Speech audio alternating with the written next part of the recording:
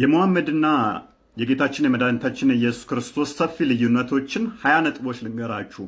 አንደኛ፣ ኢየሱስ ክርስቶስ ሰይጣን የለበትም። አጋንንትና ሰይጣንን ግን ከሰዎች ያስወጣ ነበረ። ማርቆስ ወንጌል ምዕራፍ 5 ቁጥር 1 እስከ 20፣ ሉቃስ ወንጌል ምዕራፍ 8 ከቁጥር 20 እስከ 26 እስከ 39። ሙሐመድ ግን ሰይጣን ነበረበት። ሰይጣን ከሰዎች አያስወጣም፣ ሰይጣን ግን ነበረበት። መኖር ብቻ ሳይሆን የማጥመሚያ ቃላት በአንደበቱ ላይ ያኖር ነበረ። ምን ሰይጣን? ለምሳሌ ሱራ 22 52፣ ቡሃሪ 32 86፣ እንዲሁም ሳይ ሙስሊም 28 15። ሁለተኛ ሙሐመድ ሃይማኖት ለአላህ ብቻ እስኪሆን ድረስ ተጋደሏቸው አለ። ሱራ 8 39። ኢየሱስ ደግሞ እንዲህ ይላል፣ የሚወደኝ ቢኖር ሁሉን ትቶ በፍቅር ይከተለኝ ይላል። ማርቆስ 8 34 እስከ 35። ሶስተኛ ኢየሱስ እንደዚህ ይላል፣ ክፉን በክፉ አትመልሱ፣ ቀኛችሁን በጥፊ ቢመታችሁ ግራችሁን ስጧቸው ይላል። ማቴዎስ ወንጌል ምዕራፍ 5 ከቁጥር 39። ሙሐመድ ግን እንዲህ ይላል፣ በእናንተ ላይ ወሰን ያለፈ ካለ እናንተም ብድራችሁን ወሰኑን እለፉበት ይላል።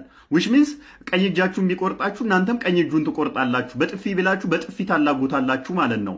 ሱራ 2 194 ላይ ኢየሱስ እንደዚህ ይላል፣ ፈጽሞ አትዋሹ። ምን አትበሉ? ፈጽሞ አትዋሹ። ሉቃስ 18 20 ላይ ሙሐመድ ደግሞ እንደዚህ ይላል፣ በምላሶቻችሁ በሚመጥኑት መጠን ልትዋሹ ለእናንተ የተፈቀደ ነው ይላል።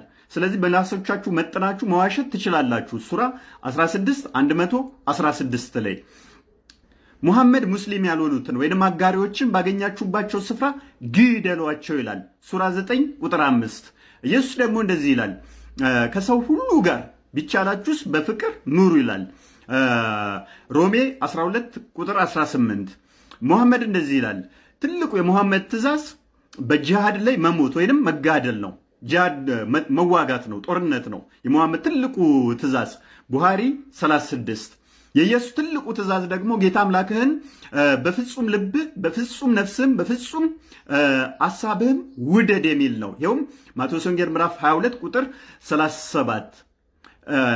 ሙሐመድ በሱራ 8 ቁጥር 1 እና በቁጥር 41 ላይ በጦርነት ወቅት ከክርስቲያኖች ወይንም ሙስሊም ካልሆኑት ላይ ዘርፈው ንብረት ለሱና ለአላህ እንዲሰጡ ሙሐመድ ምን ብሏል?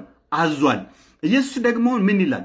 በማቴዎስ ወንጌል ምዕራፍ 19 ቁጥር 18 ላይ ፈጽሞ እንዳትሰርቁ፣ ሌብነትን ምን ከአስርቱ ሕግጋት አንዱ ሌብነት ወንጀል ነው።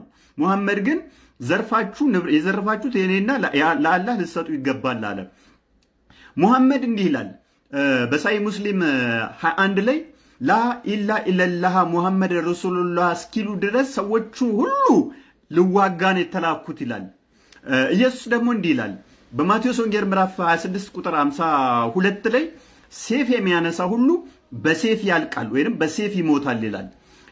የሁለት የዝሙተኞች ሴቶችን ታሪክ ልንገራችሁ። በዮሐንስ ወንጌል ምዕራፍ 8 ቁጥር 1 ጀምሮ አንዲት ዘማዊ ሴትን ወደ ኢየሱስ ክርስቶስ አመጧት። እቺ ዘማዊትን ሴት ሊወግሯት ድንጋይ ይዘው ነው ይዘዋት የመጡት። ተሰብስበው ነው ይዘዋት የመጡት። እቺ ሴት በሕጋችን መሰረት የሚዘሙት ተወግሮ ይገደላልና ስትዘሙት ነው ያገኘናት። ምን ትላለህ አሉት። ኢየሱስ ምላሽ ከመስጠት ይልቅ መሬት ላይ ጻፈ። መሬት ላይ ጻፈና እናንተ ውስጥ ኃጢአት የሌለበት ድንጋይ አስቀድሞ አንስቶ ይውገራታልና አሁንም መሬት ላይ ጻፈ። በዚህን ሰዓት ኃጢአታቸው በግንባራቸው ላይ ሲጻፍ አንዳንድ ብለው ሁሉም ከትንሽ እስከ ትልቅ ኮበለሉ፣ ሸሹ። ከዛም ቀናልና አሳዳጆች ሸታዩ